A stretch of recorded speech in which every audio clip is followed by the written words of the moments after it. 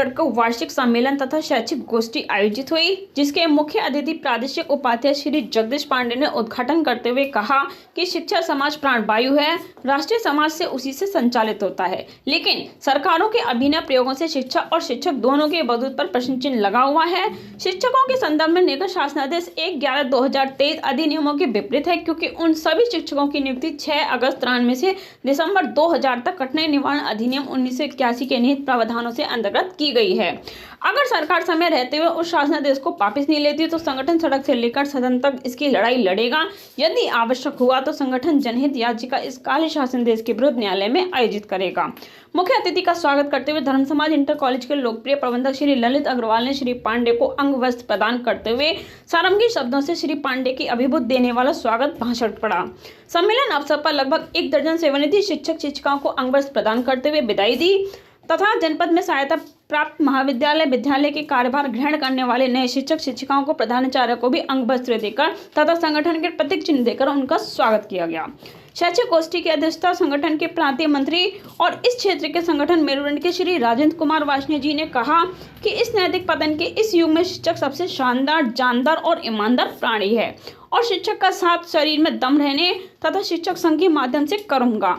सम्मेलन के सब श्री मंडल अध्यक्ष श्री प्रभुदयाल अग्रवाल, जिला अध्यक्ष रमन प्रकाश, सम्मेलन संयोजक डी.के. मित्तल, जिला मीडिया प्रभारी गोपाल शुक्ला, कोषाध्यक्ष हरीश वर्मा, प्रतिभा सिंह, संध्या रानी आदि से संबोधित किया गया। संपूर्ण कार्यक्रम का संचालन जिला मंत्री श्री दिलीप कुमार पालीवाल जी ने किया। प्रांतीय मंत्री माध्यमिक शिक्षक संघ पांडेपत्र, आज ये वार्षिक जनपदीय सम्मेलन है जिसमें शिक्षक समस्याओं पर विचार किया जा रहा है। सेवानिवृत्त शिक्षक शिक्षिकाओं को सम्मानित किया जा रहा है।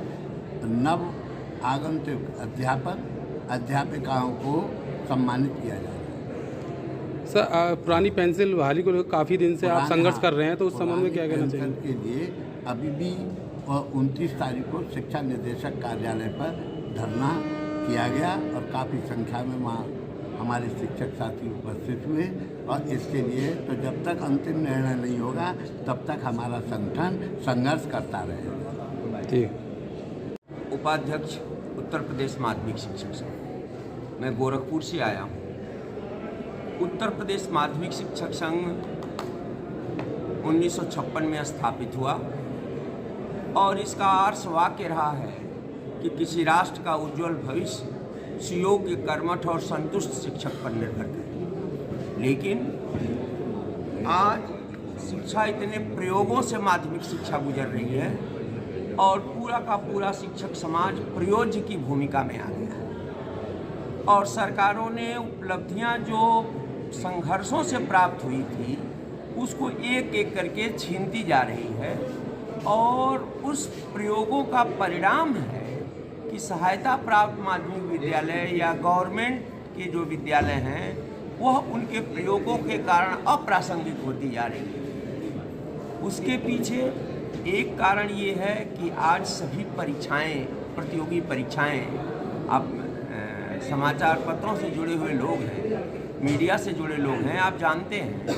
कि पूरे प्रदेश में नीट की परीक्षा एक पाठ्यक्रम से होती है, बैंकिंग की परीक्षाएं एक पाठ्यक्रम से हैं, रेलवे के अधिकारियों की परीक्षाओं के लिए एक ही पाठ्यक्रम है, सिविल सर्विसेज में आने के लिए एक ही पाठ्यक्रम है। लेकिन जो पाठ्यक्रम है, जो अलग अलग पाठ्यक्रम है, यूपी बोर्ड का अलग है, सीबीएसई का अलग है, आईसीएसई का अलग है, दिल्ली बोर्ड का अलग है, जिससे भांत भांत के पाठ्यक्रम पढ़ा रहे हैं और इन सब के पीछे शिक्षा माफियाओं का हाथ है, कोचिंग सेंटरों का हाथ है और उन कोचिंग सेंटरों का परिणाम है कि जो सीबीएसई की पुस्तक 150 रुपये मिलती है वह दूसरे प्रकाशकों की 1500 रुपये मिलती है। आज आवश्यकता है पूरे राष्ट्र के लिए एक पाठ्यक्रम, एक सेवा शर्त, एक वेतनमान और यह पूरा होगा शिक्षा के राष्ट्रीयकरण से और शिक्षा का राष्ट्रीयकरण हमारे संगठन का ध्येय वाक्य है। जब तक शिक्षा का राष्ट्रीयकरण नहीं होगा तब तक राष्ट्र की अपेक्षा के अनुरूप शिक्षा का स्वरूप नहीं बनेगा।